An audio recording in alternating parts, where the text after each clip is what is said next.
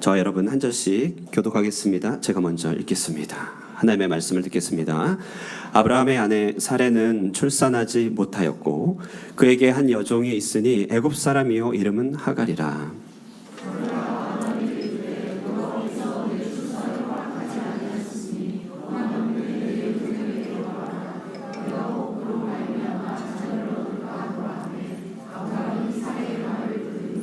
아브라함의 아내 사레가 그 여종 애굽 사람 하갈을 데려다가 그 남편 아브라함에게 첩으로 준 때는 아브라함이 가나안 땅에 거주한 지 10년 후였더라.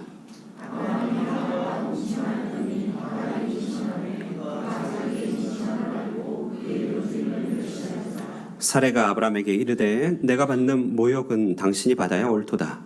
내가 나의 여종을 당신의 품에 두었거늘 그가 자기의 임신함을 알고 나를 멸시하니 당신과 나 사이에 여호와께서 판단하시기를 원하노라.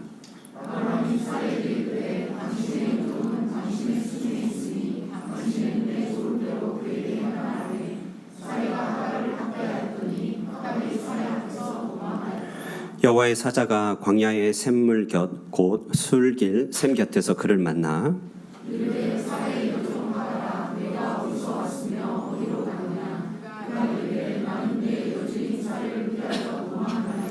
여호와의 사자가 그에게 이르되 내 여주인에게로 돌아가서 그 수하에 복종하라.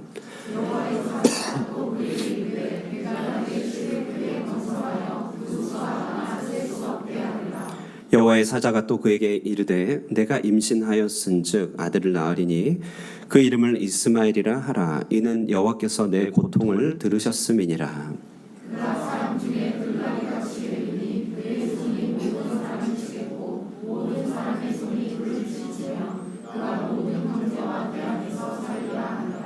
하갈이 자기에게 이르신 여호와의 이름을 나를 살피시는 하나님이라 하였으니 이는 내가 어떻게 여기서 나를 살피시는 하나님을 배웠는고 함이라.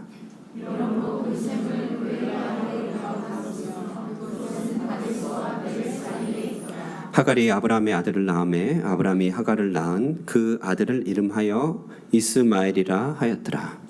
하갈이 아브라함에게 이스마엘을 낳았을 때 아브라함이 86세였더라. 이것은 하나님의 말씀입니다. 아멘. 이 시간 찬양대 준비된 찬양으로 하나님께 영광 올리겠습니다.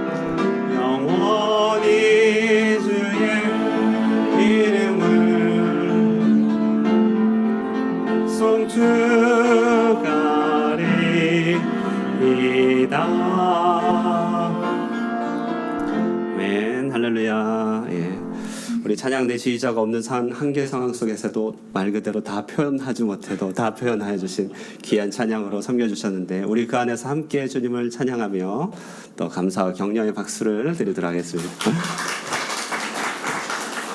예, 이 시간에 우리 서로 교제 인사를 나눌 텐데요. 우리 이렇게 나눴으면 좋겠습니다. 집사님, 권사님을 뵈니 하나님을 뵈는 것 같습니다. 이렇게 서로 인사를 나누도록 하겠습니다. 시작. 예. 예, 그 하나님 어떻게 웃고 계신가요? 예, 어떠신지 궁금합니다. 자, 여러분 등산을 혹시 해보셨는지 좋습니다.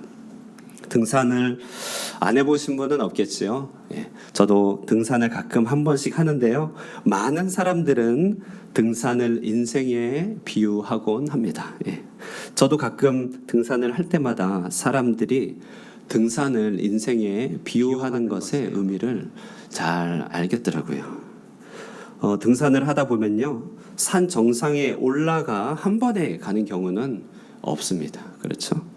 길을 따라 올라가다 보면 다시 내리막길이 나오고, 또 그러면 한참을 내려가다가 또 다시 오르막길에 오르고 하는 일들을 반복하게 되는 것이죠. 산이 크고 정상이 높을수록 이런 일은 더욱 많지요. 등산객들은 이런 일을 몇 차례나 반복해 가면서 산의 정상에 이르는 것입니다. 어제도 남선교회 임원분들이요, 등산을 이렇게 하여서 답사를 갔다 오셨다고 하는데, 그 등산 코스가 이랬는지 궁금합니다. 자, 여러분, 우리는요 아브라함의 일대기를 통하여서 신앙의 여정을 배우고 있는데요, 아브라함의 일대기도 꼭 이와 같습니다. 예, 기억을 되살려 보면요, 아브라함은 바벨탑 이후에 온 흩어진 인류 가운데서 하나님의 부르심을 받고 가나안 땅에 도착하죠. 두렵고도 낯선 길이지만 아브라함은 믿음의 초청에 응하여 위대한 발걸음을 걸어간 그의 발걸음, 그는 높은 산에 이제 등정을 시작하였다 할 수 있을 것입니다. 하지만 그 땅에 기근이 닥치자 그는 애굽으로 내려가 버립니다. 그것도 모자라 부인을 누이라 속이다 큰 낭패를 당하였으니 산으로 치면 한참 올라갔다가 다시 내려갈 뿐 아니라 골짜기 어딘가에 헤매고 있는 꼴이 된 것이죠. 이 일 이후로 아브라함은 이제 다시 근근히 가나안 땅에 올라오게 되는데요. 이때는 이제 아브라함이 완전히 다른 사람이 돼요. 산의 코스를 어느 정도 익힌 사람처럼 반응합니다. 하나님의 의를 위하여 조카 롯에게 선택권을 가감히 양보하는 대인의 면모를 보여주게 되죠. 그 일로 인해서 아브라함은 약속의 하나님과 더욱 가까워지게 됩니다. 얼마 후 조카 롯이 동방의 연합국의 포로로 잡혀간 적이 있습니다. 이때도 아브라함은 믿음과 용기의 절정을 이루면서 담대하게 출정하였고, 고엘이라고 기억나십니까? 친족의 도리를 잘 감당하는 믿음의 싸움을 잘 싸웠습니다. 돌아오는 길에 아브라함은 살레망 멜기세덱에게서 그를 만나 하나님의 일하심을 서로 공유하게 됐죠. 멜기세덱은 아브라함을 통해 일하신 하나님, 그 하나님의 이름을 엘ион이다, 지극히 높으신 하나님이다, 이렇게 고백하며 동방 5개 연합국을 격파하신 하나님의 능력을 찬송하는데, 아브라함도 이에 믿음으로 화합하면서 그 역시도 지극히 높으신 하나님, 엘ion이라고 하는 신앙 고백의 능선을 넘어가게 되죠. 상당히 높은 지경의 경지에 이르게 된 것이죠. 그렇게 하나님을 고백하면서 이제 아브라함은 소돔과 고모라의 왕이 추구하는, 제시하는 전리품에 대한 유혹을 과감하게 떨쳐버리고 하나님께로 돌이키게 됩니다. 이 모든 일 이후에 아브라함은 이제 하나님께서는 아브라함에게 남아있는 두려움과 불확실함을 완전히 제거해 주시고자 하시죠. 그래서 짐승의 제물을 준비케 하시고 거기서 언약을 체결해 주십니다. 그리고 장래의 일까지 보여주시게 됩니다. 이렇게 아브라함은요, 믿음의 그 이야기를 듣다 보면요, 몇 가지 굴곡을 지나 이제 믿음의 세계에 거의 정점에 이르는 것 같은 발걸음을 우리가 보게 되는 것입니다. 이제 그 정점에서 아브라함은 그토록 원하였던 아들을 얻을 수 있을까요? 이제 그런 단계 아닐까요?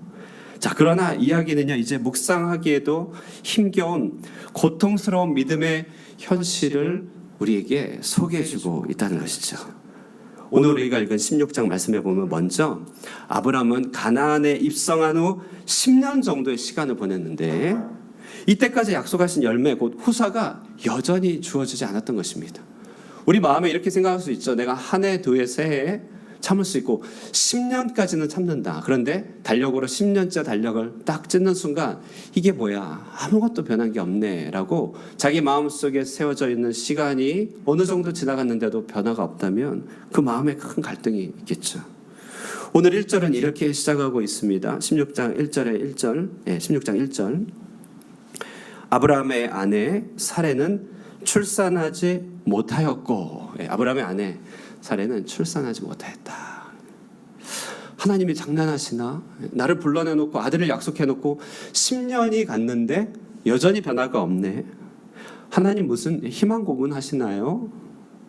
약속은 힘주어하셨는데 10년 동안 변한 게 없다니요? 그에게는 말씀의 은혜도 있고 기도 생활도 제법 익숙해졌습니다.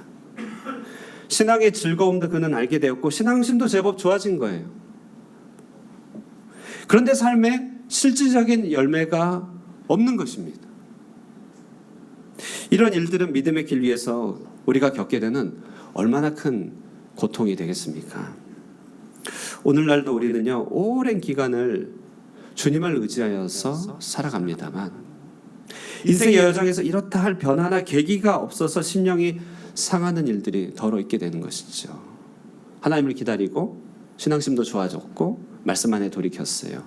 그러나 실제적으로 삶에는 큰 변화가 없는 것입니다. 잠언 13장 12절 말씀, 이런 말씀이 있습니다. 한번 읽어볼까요? 시작. 소망이 더디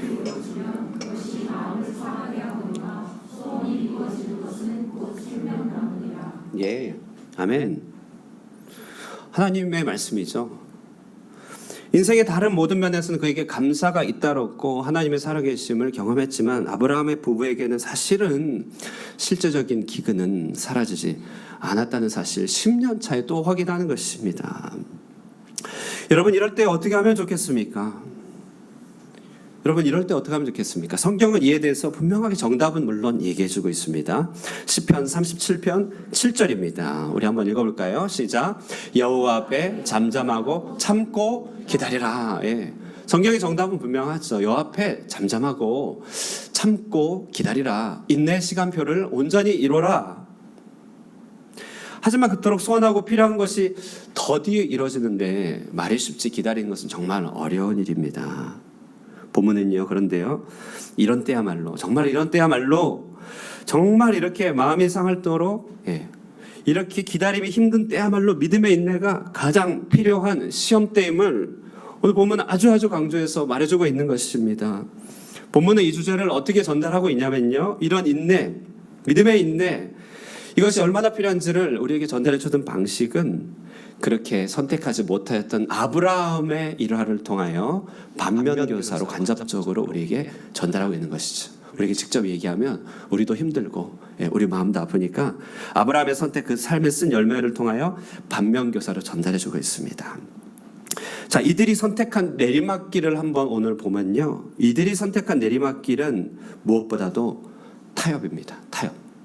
타협입니다. 하나님의 말씀과 기준을 현실에 맞게 타협한 것입니다. 하나님의 말씀과 기준이란 무엇입니까?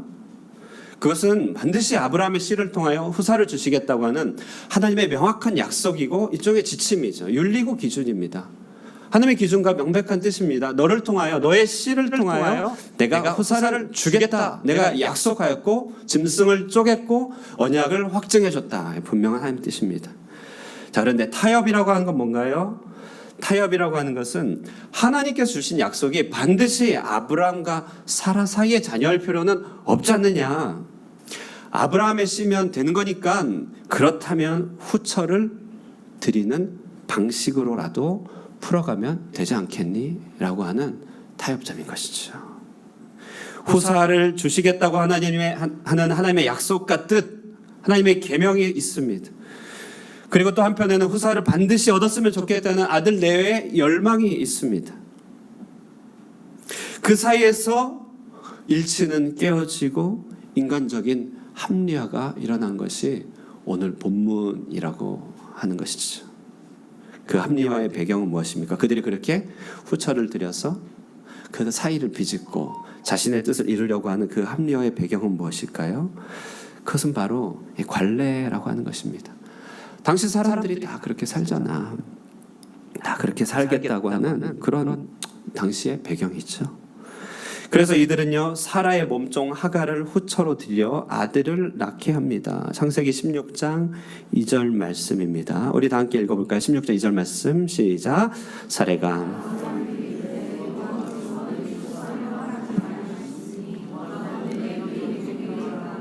내가 혹 그로 말미암아 자녀.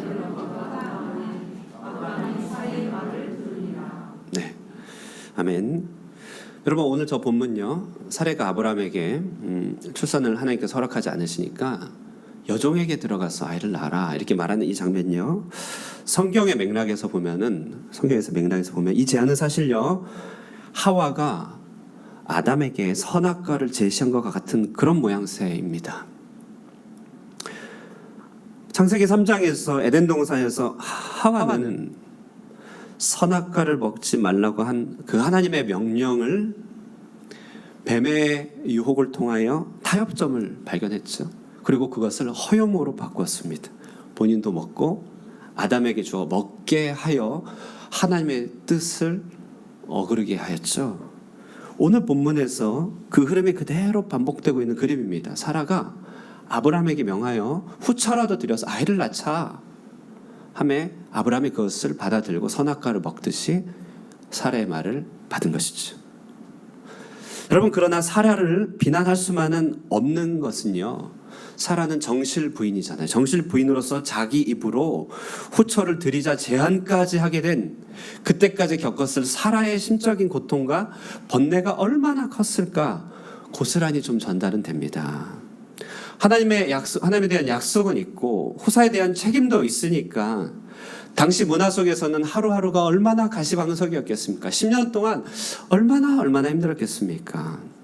그저께 새벽 말씀에도 나눴는데요. 제가 아는 한 권사님은요, 위로 두 딸을 낳고 막내를 낳으면서 아들을 낳을 때 다 이렇다 이러고 소리치면서 잠들었다고 해요. 예.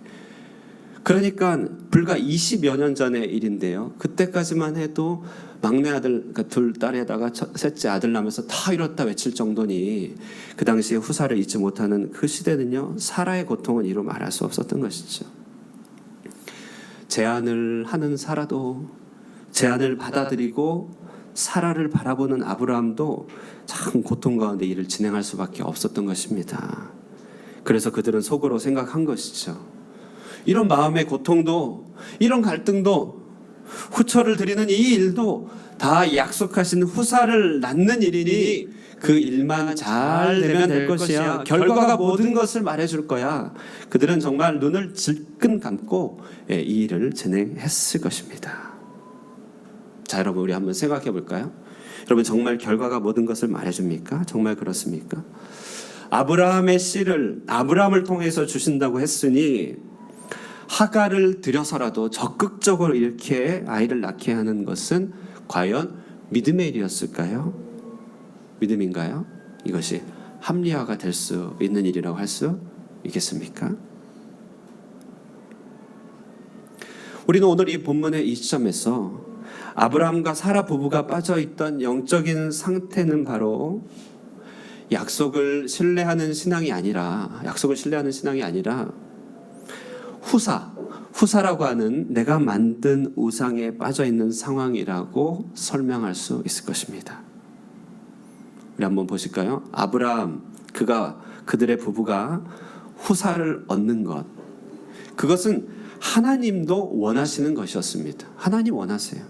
여러분이 부를 얻고 인생의 낭만과 사랑을 얻고 삶의 안정을 얻는 것들, 이런 모든 건 다 하나님이 원하시는 것이죠.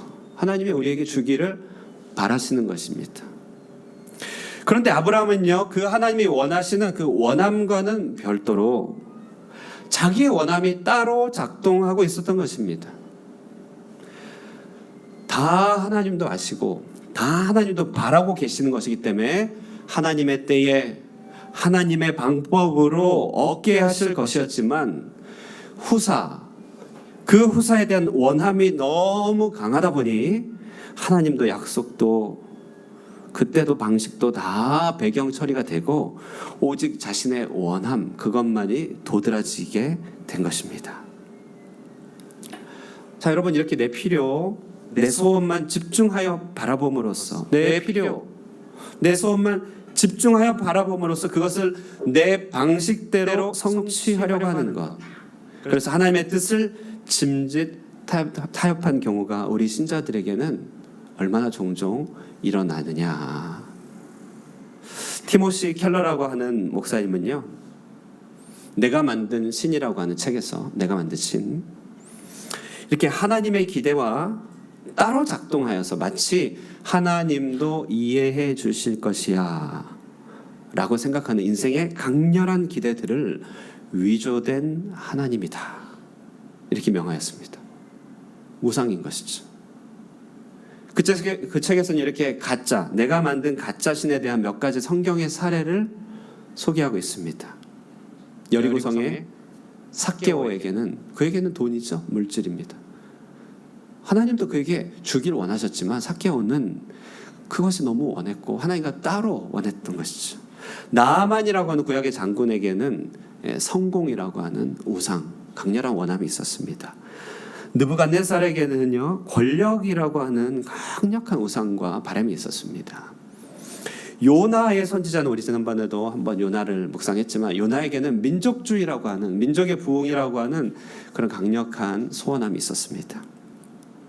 야곱은요 바단 아람에 있던 라헬과 사랑의 관계를 맺는 바로 로맨스, 사랑, 그것이 그의 너무나 큰 필요였죠. 그리고 이 아브라함에게는 바로 이 후사가 바로 이런 가짜 신이었다, 이렇게 말하고 있습니다. 그 말하기를 책에서요, 좋은 것일수록 우상이 되기 쉽다. 좋은 것일수록 우리에게 꼭 필요하고 좋은 것, 그것을 하나님 자리에 앉힐 때 너무나 필요하죠. 너무나 정당하고 너무나 옳죠.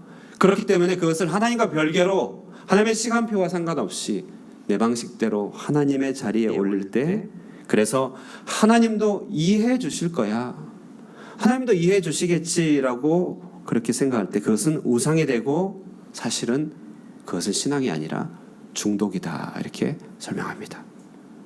여러분, 정말 그렇지요? 하나님도 이해해 주실 거야, 이 정도까지 생각한다면 그것은 신앙이 아니고 중독이라고 해도 틀린 말이 아니죠. 세상 사람들은 다 이해해도 하나님만큼은 정확하시지. 바로 이런 것들이 바로 신앙 아니겠습니까? 하나님은 넓고 큰 풍요로운 품이 있지만 그에게는 수학적인 엄밀함도 있으신 것이죠. 그러므로 하나님도 이해해 주실 거야, 이것은 신앙이기보다는 차라리 중독이다, 내 신념이다 라고 해도 틀린 말은 아닌 것입니다. 사실 아브라함을 통해 후사를 주실 거야, 이 말에는 당연히 본처 사라를 통해 주신다는 말 아닌가요? 그러나 후사에 집착한 그들의 잘못된 신앙은 모든 하나님의 뜻이 다 배경으로 가 있게 만들고 오직 결과만을 주목하게 만드는 것이죠. 본문을 묵상하면 정말 남 얘기가 아니죠. 바로 저의 이야기고 우리 신앙이 한 번씩 통과해가는 굴곡이 이렇게 나타나게 됩니다. 오른 듯 하다가 다시 내려갈 때는 바로 이와 같은 내가 만든 위조된 신, 또 잘못된 타협이 있는 것이죠. 아브라함뿐 아니라 저도 여러분도 누구나 빠져들 수 있고 또 빠져본 적이 있는 그런 내리막길 아니겠습니까? 그런 내리막길이죠. 본문 묵상하다 문득 옛날 통신사 노래 광고 중에 한 노래가 떠올랐습니다. 이런 가사예요. 안 되는 줄 알면서 왜 그랬을까? 이런 기억나시나요? 안 되는 줄 알면서 왜 그랬을까? 여러분, 안 되는 건 안 되는 거죠. 우리 하나님의 뜻이 엄밀하게 서 있고 하나님께서 우리를 향한 기대는 분명하고 하나님의 때와 하나님의 시간표, 하나님의 절차 방법은 너무나 확실한 것이죠. 그분은 당신이 원하시는 때에 가장 좋게 우리에게 주길 원하십니다. 그러므로 안 되는 건 안 되는 것이에요. 여러분, 이제 우리는 더 이상 안 되는 줄 알면서 그러는 일은 다시 없어야겠습니다. 하나님의 때에 하나님의 방법으로 그렇게 진행되어야 되는 것이죠. 우리가 원하고 바라고 기대하는 그 모든 것들도 하나님께서도 원하시는 것이니 그분의 때에 그분의 방법으로 그렇게 진행되어야만 하는 것입니다. 우리 한번 따라해 볼까요? 하나님의 때에 하나님의 방법으로 따라해 보겠습니다. 시작. 하나님의 때에 하나님의 방법으로. 예, 우리 한번 마음에 새기면서 한 번 더 해보겠습니다. 하나님의 때에 하나님의 방법으로. 시작. 하나님의 때에 하나님의 방법으로. 네, 그렇습니다. 여러분, 그러므로 이제 생각해 볼 것은 우리 참 하나님이 주는 열매는 화평과 평안이겠지만 가짜 신, 나의 소망이 도드라져 신의 자에 올라간 그 신을 선택한 결과 얻는 열매는요, 가짜 열매, 속썩이는 열매가 나타난다는 것이죠. 속썩이는 열매. 본문도 보니 후처 하갈이 곧바로 임신을 합니다. 아브라함이 기뻤을까요? 아브라함 표정 관리 힘들었을 것 같습니다. 아이가 생겼어요. 그래? 옆에 사라가 있어요. 표정 관리 참, 예. 얼굴을 180도 바꿔야 되는 것이죠. 그토록 오랫동안 기다린 임신이었는데 후처 하갈에게는 그렇게 단번에 이뤄진 것입니다. 그들의 모략이 성공했다 말할 수 있겠습니까? 이 본문 중에서 가장 아이러니한 일은요, 하갈의 임신을 가장 견디지 못한 이는 이 일을 제안했던 사라 자신이었던 사실입니다. 아직은 사례예요. 그래서 사례인가 봅니다. 아직은요. 사례 들리지 않도록 조심해야 돼요. 창세기 16장 4절에서 5절 말씀 우리 한번 읽어볼까요? 제가 4절 읽고 여러분 5절 읽겠습니다. 아브라함이 하갈과 동침하였더니 하갈이 임신함에 그가 자기의 임신함을 알고 그의 여주인을 멸시한지라.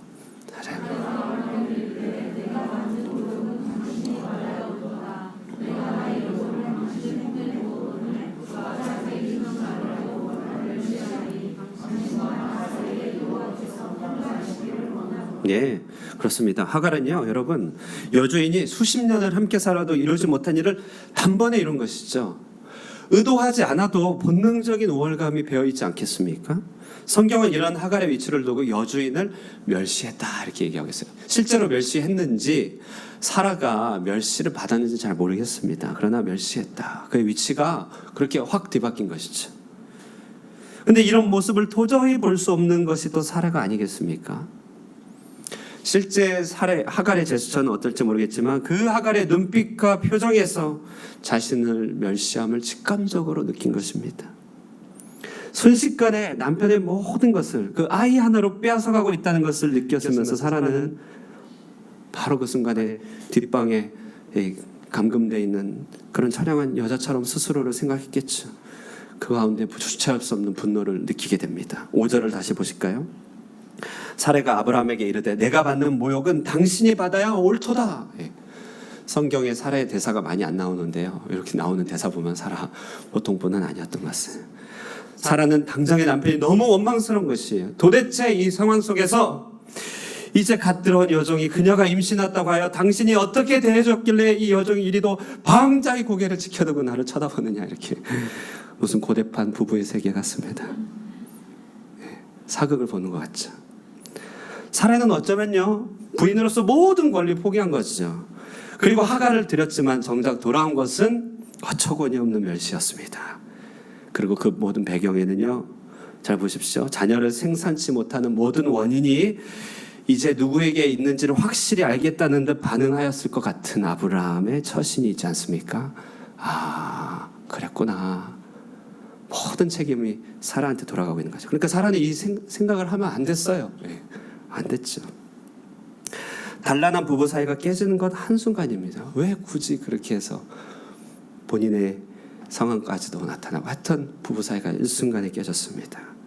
모든 원인이 자신에게 쏟아진 것 같은 상황에다가 여종 앞에서 비참해진 상황 속에서 사라는 하나님께 소를 제기합니다. 당신과 나 사이에 하나님이 판단하시기를 원하노라. 6절 말씀이죠. 6절 하반절. 원하노라. 하나님께 상소한 것입니다. 산타 할아버지는 알고 계신데 누가 착하는지 나쁘는지, 누가 잘못했는지, 누가 잘했는지, 누가 잘못하고 누가 문제인가요? 아브라함인가요? 사라인가요? 안타까운 선택이 이어 닥치는 이 모멸감 그리고 혼인관계의 깨어짐, 분명한 것은요, 내가 만든 신을 섬기며 잘못 택한 타협적인 모든 선택에는 고통이 뒤따른다는 것입니다. 모든 죄에는 상응하는 아픔이 따르지요. 거짓에는 메마름이 따릅니다. 음행에는 상응하는 목마름과 고통이 따릅니다. 성급함과 모든 조급함에는 허다한 실패가 뒤따르겠죠. 욕심에는 여기저기 나눠지는 분열과 미끄러짐이 따르는 것입니다. 그러므로 오늘 본문은요, 믿음의 인내에 대한 강력한 교훈이죠. 어떤 상황에서도 믿음의 인내를 지켜야 된다. 그것을 너희가 포기하고 싶은 마음이 드는 것은 이해가 된다지만, 사라처럼 이해는 되지만, 그러나 그렇게 타협하게 될 때 그에 따르는 결과는 얼마나 속이 쓰린 열매들이냐. 히브리서 10장 38절에서 39절에 말합니다. 38절에 39절, 나의 의인은 믿음으로 말미암아 살리라. 또한 뒤로 물러가면 내 마음이 그를 기뻐하지 아니하리라 하셨느니라. 우리는 뒤로 물러가 멸망할 자가 아니요 오직 영혼을 구원함에 이르는 믿음을 가진 자니라. 아멘이죠. 여러분, 뒤로 물러가지 않고 계심을 믿습니다. 뒤로 물러가서는 안 되는 것이죠. 그러므로 우리는 무엇보다도 자기 연민을 조심해야 됩니다. 자기 연민. 하나님이 계신데 스스로를 불쌍히 여기고 연민하다 보면요, 자기 우상에 빠지는 거예요. 내가 이렇게 저렇게 불쌍하니까, 내가 이렇게 안 됐으니까, 그러니까 이것만큼은 반드시 취해야 돼. 이것이 우상인 것이죠. 또 자책도 조심해야 돼. 자책. 우리가 잘못할 수도 있죠. 믿음 안에서 털고 일어나면 되는데요, 자책에 빠지면 난 안 돼, 소망이 없어, 그러니까 난 안 돼. 그렇게 있다 보면 자꾸 타협하게 되죠. 올라갈 필요가 없어 되는 것입니다. 우리는 뒤로 물러가 멸망할 자가 아니에요. 신앙생의 발걸음 걸으면 뒤로 못 물러갑니다. 한번 들여놓은 발은 하나님께서 지켜주시는 것이죠. 물러갈래야 물러갈 수 없습니다. 이것이 오늘 본문의 교훈이죠. 자, 그러면 하나님께서는 이들을 버리셨습니까? 이들을 책망하고 이들을 멀리 하셨나요? 하나님의 깊고도 넓은 세계, 인간이 야기한 이 혼란에 하나님은 이제 플랜 B 작동하시죠. 예. 일단 당장에서는 하나님께서는 이들 부부에게 예전처럼 다가오셔서 말씀하시는 것은 한동안 안 하세요. 다음 본문을 보시면 무려 이후로도 13년 동안 이렇다 할 뚜렷한 계시의 진전은 없습니다. 아브라함의 수준은 거기서 인내를 배워야만 했어요. 인내를 배워야지만 그 다음 단계로 넘어가는 것이에요. 그래서 13년을 기다려야 됐습니다. 그렇다고 그러도 하나님이 그렇다고 항상 침묵만 하신 건 아닌데, 이제 하나님은 여종 하갈을 통해서 말씀하시더라는 것이에요. 하갈은 아브라함과 사레 부부 사이에서 고통받는 작은 자로 오늘 본문에 등장하죠. 둘 사이의 갈등 속에서 이 사레는요, 아브라함의 묵인과 허영 가운데 하갈을 학대합니다. 오늘 본문 봤더니 하갈을 학대했다는, 분명히 학대라는 단어를 쓰거든요. 나중에 출애굽기에 보면 애굽 사람들이 이스라엘을 학대할 때 그 동일한 단어가 쓰입니다. 하갈은요, 아브라함에게 어떤 도움도 받지 못합니다. 이들의 냉담함, 고통스러운 학대가 얼마나 극에 달하였는지요, 젊은 하갈은요, 모든 사회적 안전망을 포기하고 도망가게 되는 것이에요. 인생 가운데 도망 가운데 있는 사람들 이해할 만하죠. 그 도망한 곳은 술경화, 저 헤브론 산지에서 애굽으로 내려가는 도망길, 위태한 것이에요. 강도가 출몰하는 것이고 정말 위험한, 경찰력이 없는 것입니다. 그런데도 도망갈 수밖에 없을 정도로 하갈이 학대를 당했다는 것이에요. 자, 그런데 본문은 놀랍게도요, 하나님께서는 아브라함에게, 이 부부에게는 앞으로 13년이나 침묵하시지만 홀로 광야길을 걷고 있는 바로 그 여인 하갈에게 임하고 계심을 보여주고 있습니다. 학대당한 여종, 할렙 바깥에 있던 이방인 여종에게 하나님이 찾아가시는 것입니다. 정말 하나님 앞에서 만민이 평등한 것이죠. 우리 옆을 스치고 지나가는 우리 현지인들, 우리 직원들에게 두시는 하나님의 관심이나 우리 자신에게 두시는 관심이 참으로 동일한 것입니다. 동일할 뿐만 아니라 그들에게 더욱 관심을 두시기도 하시겠죠. 하나님은 하갈을 기억하십니다. 그리고 하갈의 수준과 하갈의 입장에서 하갈을 도와줍니다. 특히나 하나님의 언약 백성의 불신앙과 그들의 연약으로 생겨난 이 이방인의 고통을 하나님께서 외면하지 않고 그의 삶을 위로하시는데요, 얼마나 그가 정말 듣고 싶은 위로를 하나님께서 해주시는지요. 7절부터 10절 말씀 우리 한번 교독할까요? 여호와의 사자가 광야의 샘물 곁 곧 술 샘길 곁에서 그를 만나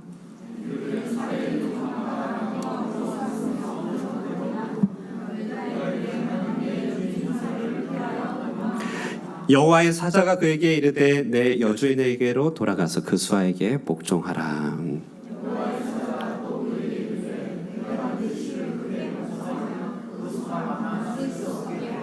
예, 하갈은 정말 깜짝 놀랐습니다.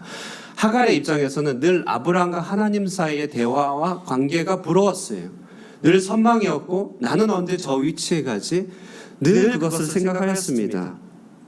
그런데요, 그 하나님이 지금 하갈을 찾아오신 것이 찾아오실 뿐만 아니라 이 자신의 마음을 어찌나 그렇게 잘 아시는지 홀로 외로이 도망가고 있는 그에게 찾아와 내가 너를 지켜보았고 너에게 큰 호사를 큰 민족을 이루게 하겠다.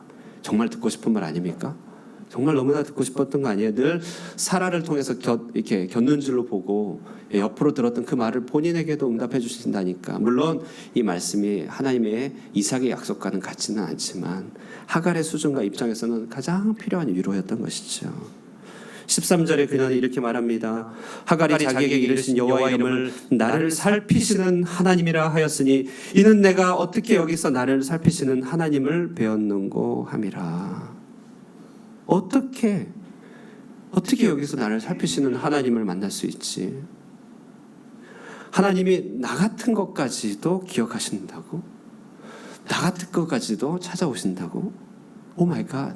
예, 정말 놀란 것입니다. 그래서 그가 몸을 기대고 있던 그 우물에 이제 그는 이름을 짓습니다. 그것이 오늘 설교의 제목이죠. 부엘라 헤로이. 부엘라 헤로이. 히브리어로요 이렇게 단락이 나눠줍니다. 부에르는요 우물이란 뜻이에요. 우물. 라하이는요 살아계시는 분. 그리고 로이는 베트남어 아니고 히브리어입니다. 로이, 나를 바라보시는, 그러니까 나를 지켜보시고 살아계시는 분의 우물. 그 우물이 이 광야에서도 나의 도망길에서도 하나님 살아계실 뿐 아니라 나 같은 것을 보고 계셨구나. 여러분 이런 하나님에 대한 경험이 있습니까? 뜻밖에도 하나님이 나를 기억해 주신다고. 이 뜻밖의 경험들 생각해 보면요, 아브라함 역시도 수메르 지역의 갈대 우르에서 이처럼 하나님의 살피심을 받았던 출발이 있습니다. 그 강력한 도시 문화 속에서 변두리로 밀려나 후사조차 기억하지도 못한 광야 노정의 사람들이었습니다. 그런 아브라함이 하나님의 택하심을 입은 거는요, 오직 살피시는 하나님의 은혜 덕분이죠. 하나님이 살펴주셨기 때문에 그를 택한 건 아니겠습니까? 그런데 시간이 가면서 그 살피심과 그분의 약속이 은혜가 어느 순간에 위로가 아니라 권리와 그들의 자격이 된 것입니다. 어느새 그들은 약속을 핑계로 정말 예사로 몸종을 드린 건 아닐까요? 예, 몸종을 예사로 드렸죠. 예, 안 좋은 표현으로 하면 뭐죠? 예, 씨바지를 드린 것이죠. 그리고 예사로 몸종을 학대합니다. 정말 아브라함은요 어느 순간 자신의 위치를 망각하게 된 것이죠. 그러므로 여기서 그들의 미끄러짐 원인을 생각해 볼 수 있습니다. 왜 그들은 그렇게 내려갔는가? 그것은 이미 어느덧 찾아온 영적인 우월감인가요? 영적인 교만일까요? 하나님의 약속과 은혜를 마치 내 것인 양, 내 주머니에 있는 것인 양, 내 권리인 것인 양 생각하는 그런 마음에 살찐 생각들. 그러므로 하나님도 봐주시겠지. 하나님이라고 어떻게 하시겠는가?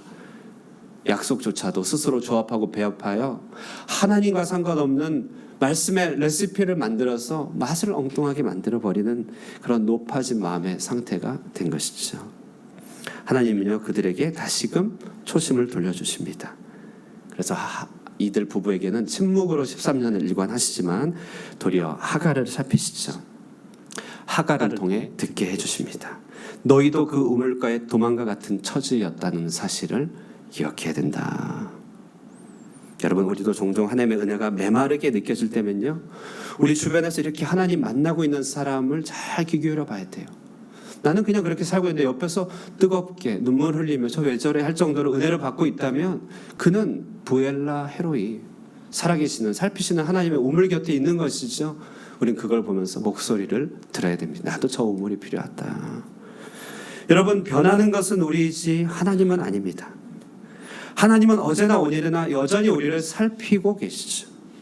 내가 미끄러지고 부족하고 정처 없을 때마다 얼마나 나를 살피사 도움의 손길을 허락해 오셨습니까? 하나님 안에서 우리가 굽는 법이 없습니다.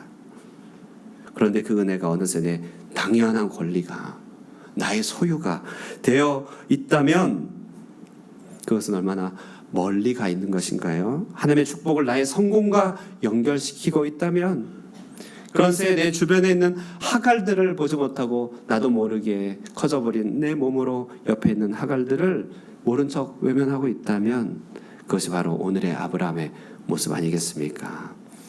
우리는 하나님 앞에서 처음 시작한 그 초심으로 돌아가야 됩니다. 도망자의 길인 것이죠.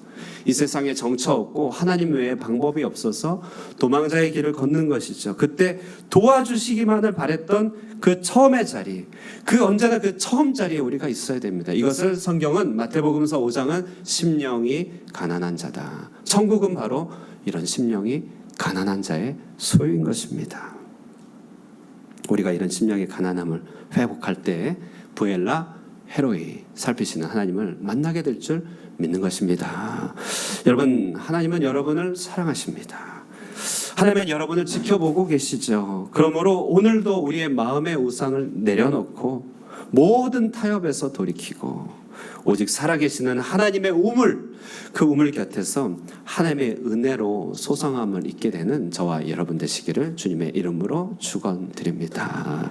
391장 우리 함께 찬양하시겠습니다. 391장 1절과 2절 찬양하시고 성찬을 나누도록 하겠습니다.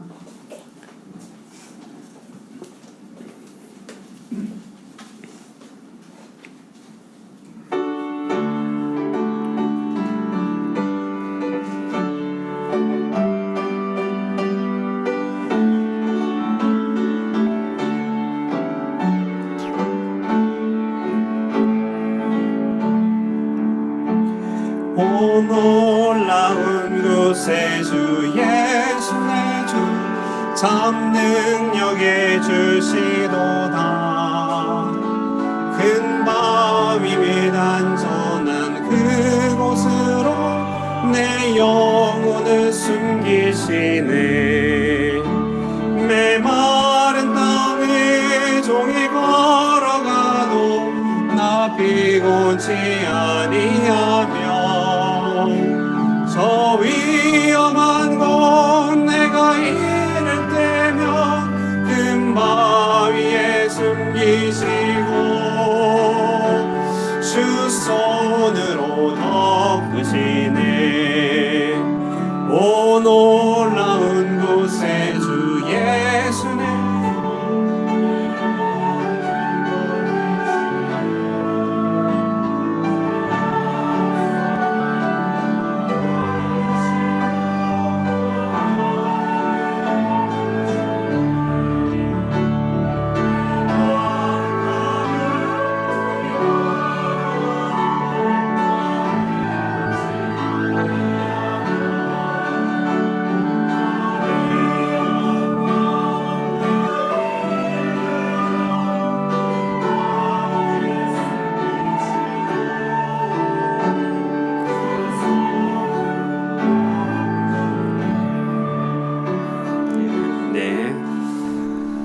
이 시간 여러분을 복된 성찬의 자리로 초대합니다. 우리 주님의 말씀에 내가 곧 생명의 떡이요 내가 곧 생명의 떡이니 내게 오는 자는 결코 줄이지 아니할 터이요 나를 믿는 자는 영원히 목마르지 아니하리라 말씀하셨습니다. 우리 주님께서 친히 떡이 되시며 또 친히 샘물이 되심으로 그를 먹고 마시는 자 영원히 줄이지도 목마르지도 않겠다. 주님은 그와 같은 하나님의 약속을 이처럼 보이는 말씀의 형태로 우리에게 전수해 주셔서 성찬을 나눌 때마다 하나님의 언약을 굳게 붙들게 하셨습니다. 이 시간 주님의 약속을 의지하여 함께 감사함으로 은혜로운 성찬, 주님과 함께하는 성찬에 참여하기를 초청합니다. 우리 서로 평안의 인사, 사랑의 인사 나누겠습니다. 주 안에서 형제님, 자매님, 집사님, 장로님, 권사님을 사랑합니다. 우리 함께 인사 나누도록 하겠습니다. 시작. 주 안에서. 우리 성찬은 다시금 기억을 되새기면 주님께서 잡히시기 전날에 제정하셨지요. 그러므로 잡히시기 전날 그날은 유월절 예식이 있는 날이었는데요. 진정한 유월절 양, 패스오버, 진정으로 그 저주가 넘어가게 되는 그 유월절 문설주의 피를 바르게 된 그 양이 바로 예수 그리스도임을 선언해 주신 것입니다. 당신을 기념하게 하시고 새 언약의 시작을 선포해 주심으로 또한 성령의 새 시대의 새로운 열림, 새로운 또 시작을 알려주시게 된 것이죠. 우리는 이 떡과 잔을 받음으로써요, 떡과 잔을 받고 먹는 것이 우리 몸에서 확실하게 자각되듯이 우리 주님과의 연합과 구원의 복이 우리에게도 확실한 것임을 우리는 알게 되는 것입니다. 그러므로 성찬은요, 오직 세례를 받고 주님의 몸된 교회에 입교한 연합된 신자분만 참여할 수 있습니다. 세례 받은 성도 가운데서도 고의적으로 범죄 중에 있거나 여전히 하나님 앞에 거리끼는 죄가 있는 경우는요, 진심으로 회개하시면서 주님의 십자가를 바라보시면서 나아가실 때 참여하실 수 있으실 것입니다. 그러므로 이 시간에 은혜로운 성령에 초대해 주신 하나님께 감사하면서 잠시 기도하도록 하겠습니다. 하나님 아버지, 우리를 위해 자기 몸을 버리신 하나님의 아들의 순종하심과 아버지의 사랑을 이 성찬을 통하여 우리에게 눈으로 보여주시니 감사합니다. 믿는 마음으로 복된 성찬에 참여하길 원하오니 오 하나님이시여 성령께서 임하셔서 우리가 더욱 그리스도의 몸과 연합되게 하여 주시고 우리 온 성도가 주 안에서 하나가 되는 시간이 되게 하여 주시옵소서. 예수님의 이름으로 기도드리옵나이다. 아멘. 주님께서 떡을 나누시면서 제정하신 제정 말씀을 들으십시오. 주 예수께서 잡히시던 밤에 떡을 가지사 축사하시고 떼어 가라사대 이것은 너희를 위하는 내 몸이니 이것을 행하여 나를 기념하라 하셨습니다. 주님께서 떡을 나누어서 제자들에게 주셨습니다. 나도 지금 주님의 말씀을 받들어 떡을 나눠드리도록 하겠습니다.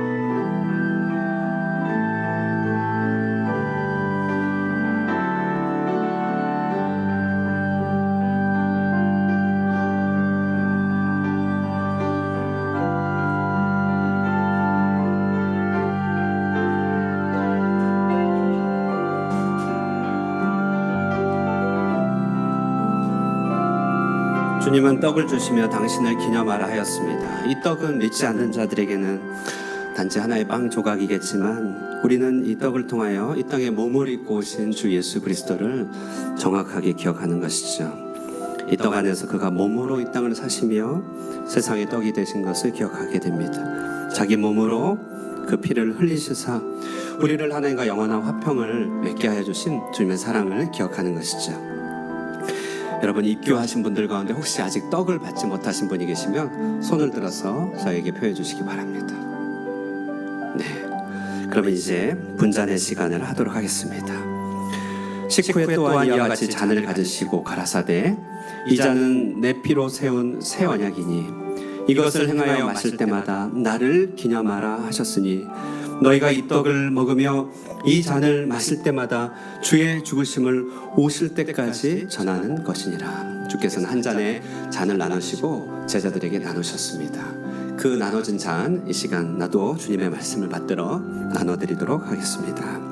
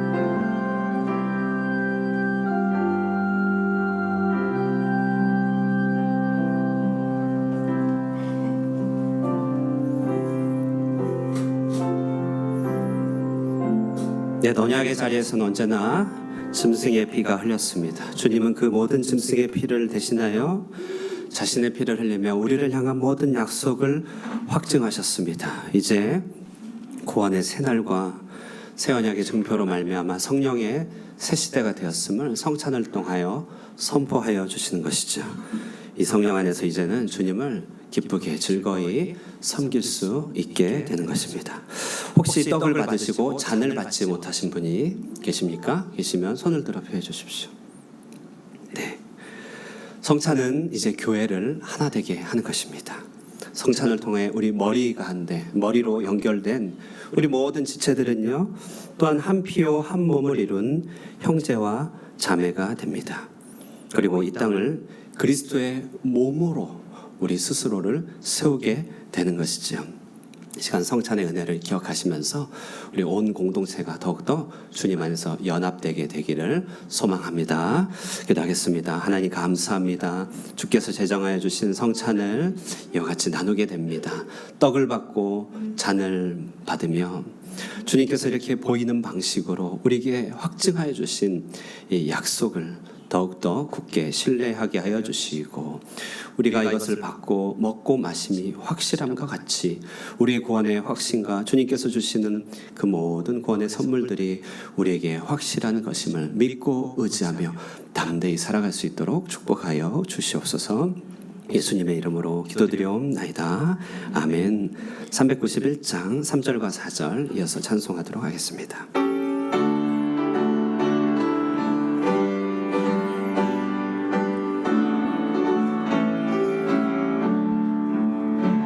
증량 못할 은혜로 채우시며 늘 성령에 감아주사 큰 기쁨 중 주님을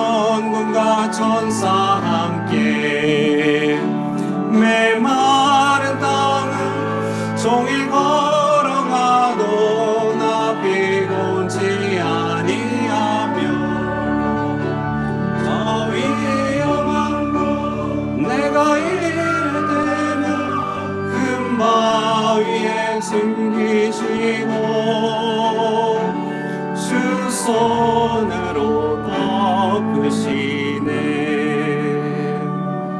아멘. 우리 다 함께 봉헌하도록 하겠습니다.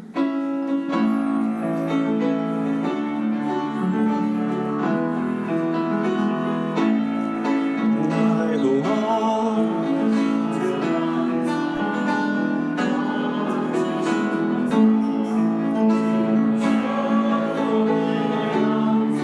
주의 곁에 계시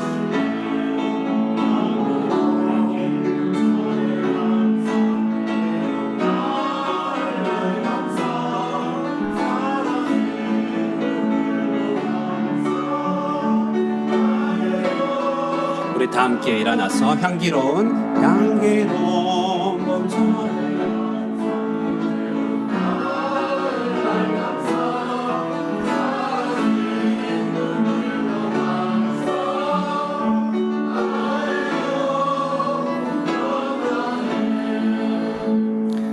부엘라 헤로이 우리를 살펴주시는 전능하신 하나님의 사랑을 감사합니다. 도망자의 길 하나님이 살려주시고 도와주시기만을 바랬던 그 길 한 자락에서 우리를 찾아와 주시고 구원하여 주신 그 하나님의 사랑을 이 시간에 되새기며 회복하길 원합니다. 심령이 가난한 자들에게 천국을 허락하신다 약속하셨사오니 우리도 늘 목마름과 하나님의 은혜에 대한 사모함을 품고 가난한 심령이 되어 하나님의 은혜의 구름 가운데서 거닐 수 있는 하나님의 백성 되도록 축복하여 주시옵소서. 이 시간 주 앞에 예배 자리에 나올 때 우리 마음과 정성을 다하여 우리의 삶의 예물, 우리의 헌신들을 주님 앞에 올려드립니다. 11조와 감사 주정과 장학과 목적과 모든 헌금으로 주님 앞에 올려드리는 주님의 사랑하는 주의 백성들의 손길을 주님께서 기억하여 주시고 하늘에서 받으시며 흠량하여 주시옵소서. 드려진 손길 위에 하나님의 축복이 임하며 하나님께서 좋은 것들로 하나님의 때 하나님의 방식으로 채워주시되 넘치고 흔들어 넘치도록 채워주시사 주 안에서 누리는 풍족한 은혜가 끊이지 않게 하여 주시옵소서. 이 한 주간 살아가는 동안에 주님 약속 붙들고 나아갑니다. 주께서 우리의 삶을 굳게 붙드시고 인도하여 주심을 확신하며 두려움 없이 발걸음을 옮기오니 하나님이 우리와 함께하여 주시고 믿음의 승리를 허락하여 주시옵소서. 예수님의 이름으로 기도드리옵나이다. 아멘. 이제는 우리 주 예수 그리스도의 은혜와 하나님 아버지의 극진하신 사랑과 성령 하나님의 교통하시는 역사가 부엘라 헤로이 나를 살피시고 살아계시는 자의 우물, 그 우물 곁에서 늘 주님을 찬미하고 주님을 찾고 주님을 만나기를 사모하는 사랑하는 하늘꿈의 모든 권속들과 이 자리에 예배한 모든 예배자 위에 영원토록 함께 있을지어다. 아멘.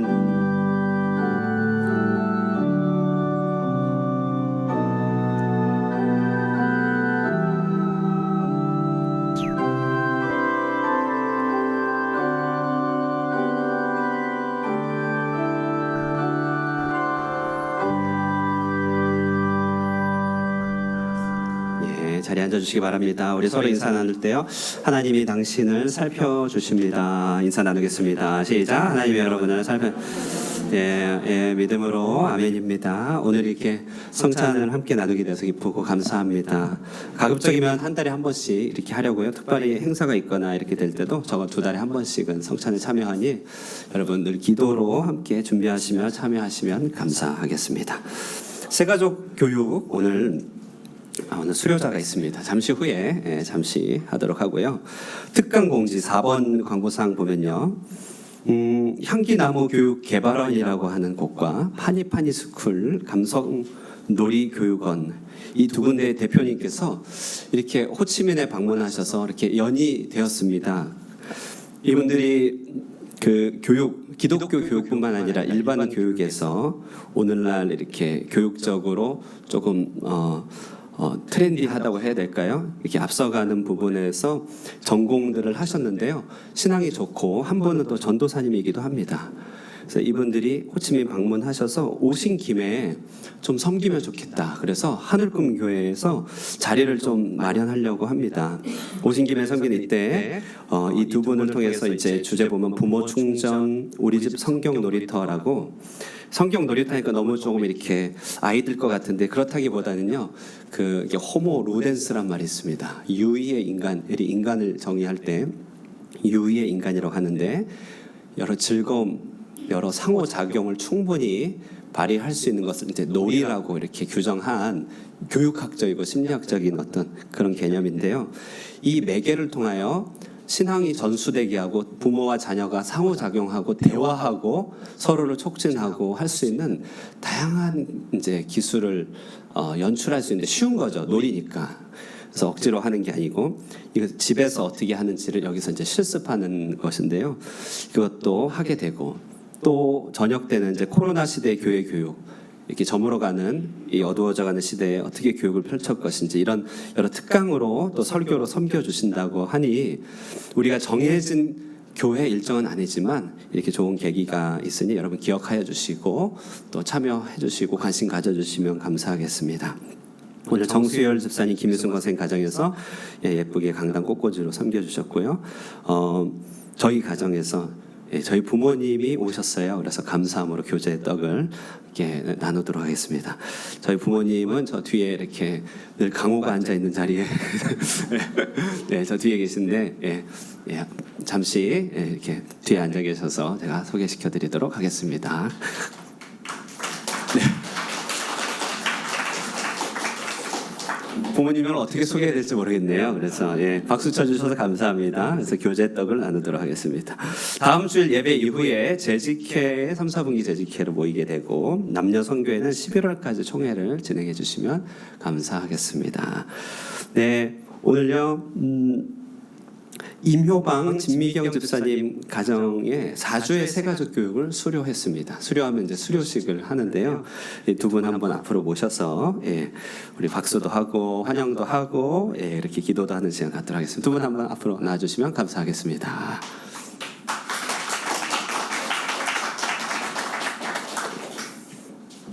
두 분은 이제 인도네시아에 계셨다가 지금 하늘꿈교회에 오셔서 등록한 지는 한 거의 2달 정도 돼 가신 것 같습니다. 그러는 사이에 새가족 교육 4주를 이제 마무리하시고 새가족 교육 수료하여서 그것을 기념하면서 오늘 이 앞에 모셨는데요.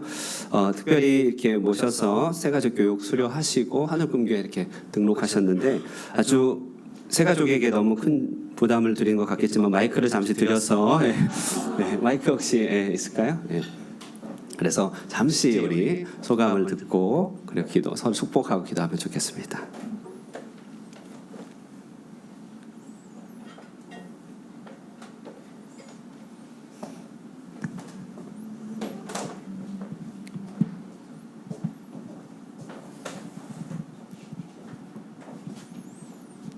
안녕하세요. 임효방.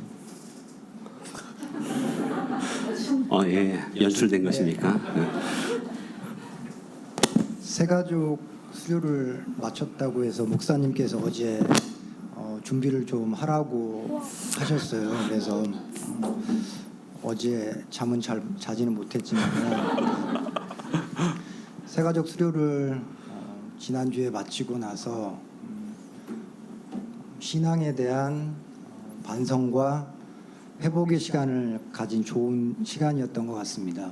그래서 하늘꿈 교회에서 앞으로 젊으신 목사님, 유머가 넘치시는 목사님 아래서 신앙생활 열심히 하도록 하겠습니다. 좀 뭐라도 사줘야 될 것 같아. 그냥 주머니 뒤지고.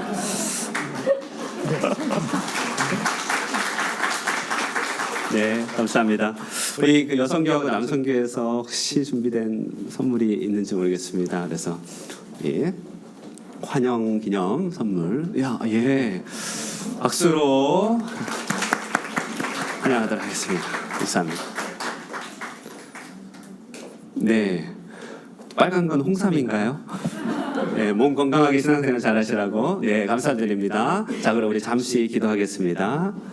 사랑의 하나님 감사합니다. 우리 하늘꿈교회 임효방 진미경 집사님 또 온 가족 일가 불러주셔서 하나님께서 함께 신앙생활 하게 해주시니 감사합니다. 상호간에 나누는 신앙의 기쁨이 넘치게 하여 주시고 그 기쁨 가운데 우리 하늘꿈교회와 이곳 호치민의 모든 일상의 삶들이 주 안에서 풍요로워질 수 있도록 축복하여 주시며 이곳에서 하나님께서 예비하고 감춰두신 하나님의 비밀의 경영들이 신앙생활 해가는 동안에 우리 모두에게 드러나 하나님께 영광이 되며 기쁨이 될 수 있도록 축복하여 주시옵소서.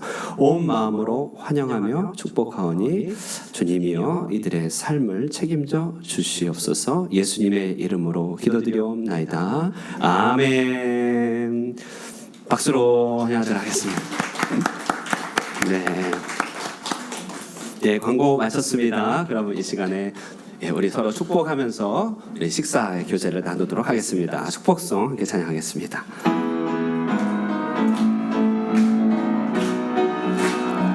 축복합니다. 축복합니다. 주님의 이름으로 축복합니다.